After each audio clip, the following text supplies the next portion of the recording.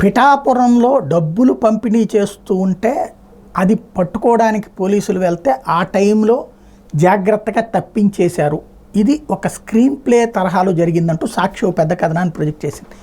ఏంటి అంటే సినిమాల్లో చూపెట్టినట్టు ఒక చోట తనిఖీల కోసం అని చెప్పేసి అదేదో హోటల్లో అంటే గోకులం హోటల్లో డబ్బులు పెట్టున్నాయి పంచడానికి అన్నటువంటి విషయం తెలిసి వైసీపీ వాళ్ళు అటు పంపించుంటారు. అక్కడికి అధికార యంత్రాంగం అక్కడికి వెళ్ళారు తనిఖీలు చేయడానికి.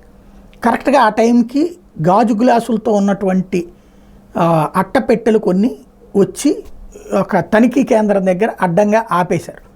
తనిఖీ వాళ్ళు చూసి దాని మీదన వస్తే దానికోసం జనసేన కార్యకర్తలందరూ అక్కడికి వచ్చి హడావిడి చేయడం ప్రారంభించారు. మీడియా అంతా అక్కడి నుంచి పరిగెత్తుకుని హోటల్ నుంచి ఇక్కడికి వచ్చి చేరుకుంది. కరెక్ట్గా ఆ టైంలో కాసేపు హడావిడి అయ్యాక అక్కడి నుంచి డబ్బులకు సంబంధించిన బ్యాగులు అక్కడ ఉన్నటువంటి కిటికీలో నుంచి అవతలకి వేసేశారు. ఆ తర్వాత అధికారులు వచ్చి తనిఖీ చేయమన్నారు. ఏమీ లేదని క్లీన్ చిట్ ఇచ్చారు.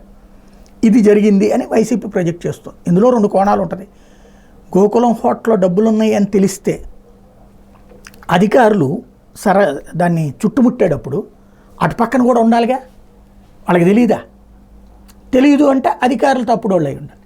లేదా అట్లాంటిదేం జరగకపోయినా అధికారులు ఇట్లాంటి అధికారులకు తెలియకుండా ఇట్లా జరిగిందని డ్రామా ప్లే చేస్తున్నట్టు ఉండాలి.